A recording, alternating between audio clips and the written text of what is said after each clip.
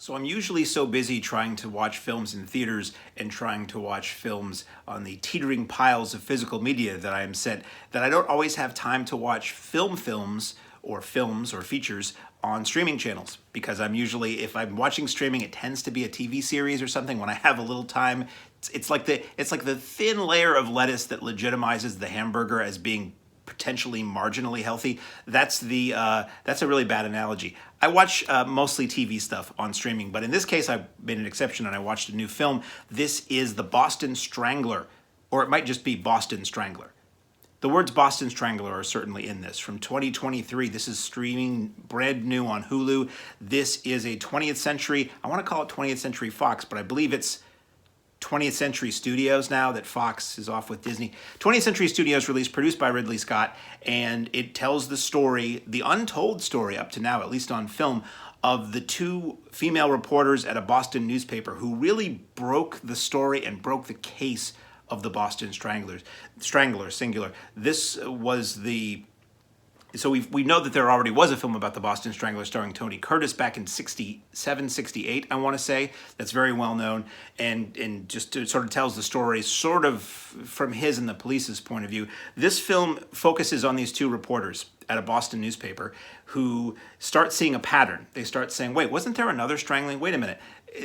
We might have somebody who's doing more than one of these. The police at the time figured it was all isolated incidents, and it was these two women who decided that this was a thing and to pursue it. They did investigations that wound up informing the police.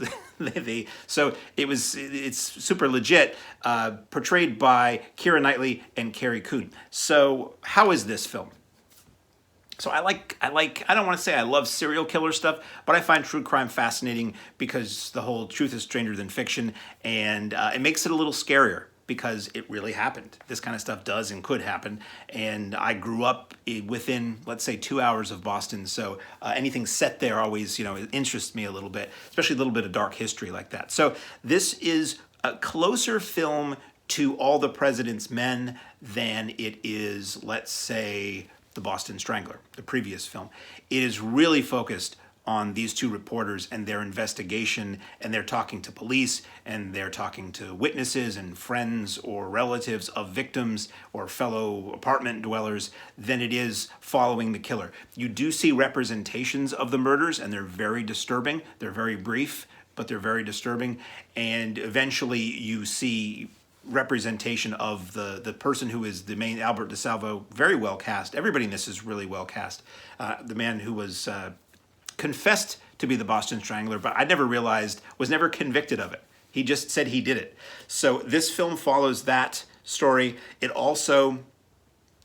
posits an alternate theory, let's say, that I'd never heard. And I'm not going to get into what that is because to me it was a surprise while I was watching the film. I don't know how fact-based that is. Every time I talk about any movie that's based on reality, I always drop the name of this website, History versus Hollywood.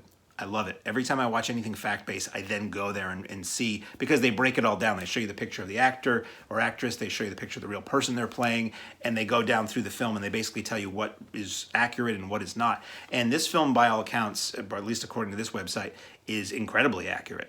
Like very accurate. There are instances, like in most biopics or reality-based films, where certain characters are composites of various people. Like these reporters weren't talking to one cop all the time. There's a character who's the one cop they talk to. He's fiction, but he's based on all the people they did talk to. And so how did I like this film? Thought it was okay.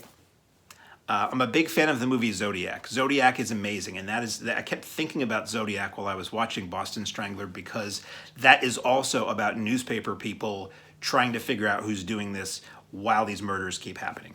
Zodiac, masterfully done, incredibly disturbing and creepy no matter how many times I watch it, and fascinating cat and mouse game.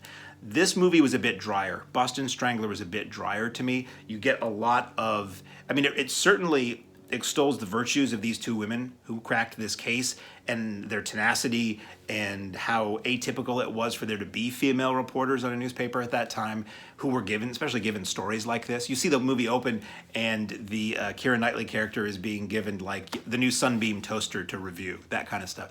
And it shows how it impacts her home life. And so it's a well-made film. It's interesting. It is disturbing at times, but I don't know that I would recommend it strongly to anybody who likes these kind of movies because it is really more about newspaper people. Now, if you want to see a movie about newspaper people doing their job and how they investigate, and especially in the days before, the magic laptop solution to everything, it is interesting in that way. You get Chris Cooper playing the newspaper editor, so there's a few familiar faces in this. I can't think of his name, I said earlier, but the man who plays Albert DeSalvo is very familiar. He was in the second of those Suicide Squad movies. He was the guy with the polka dots. And a really good choice for DeSalvo, actually. But if you want more of a cat and mouse, more of a exploitation, shall we say, take on this film, I would go with the Tony Curtis. This, as I said, is more about the newspaper people. And, you watch it and it's got star power and caliber, and it's got the 20th Century Studios logo at the beginning, and you're like, was this intended for theaters? And I kind of think maybe it was. I don't know. I haven't looked into it. But like the movie Prey, which came out last year, which was the Predator prequel, if you want to call it that was set basically Native Americans versus the Predator, which was very good. And a lot of people said that should have gone into theaters. I wonder if this is another one of those cases where it's a film that was made to be theatrical, but the powers that be looked at it and thought, this is probably not going to do very well. It's probably not going to warrant the expense of putting it into theaters and advertising it, that we're just going to put it on Hulu. And I think it probably plays better at home. Every movie's better in a theater. I'm sure it would play fine in a theater, but it's really pretty much people talking. And there's nothing wrong with that. There's some great movies that are nothing but people talking. But for me, Boston Strangler was interesting, but just okay. It's nothing I would watch again. If you're a serious, you hate to say fan of serial killers or the Boston Strangler. I'm sure there are some people who are. I don't cotton to that. But if that's a strong interest you have, this is an aspect of that story that hasn't been told. So I would recommend it for that. But if you're looking for a really creepy, scary serial killer movie, this is not that. If you're looking for a newspaper, dramatic newspaper investigative journalism film, this film is that. So available now, streaming on Hulu, is either the or without the Boston Strangler.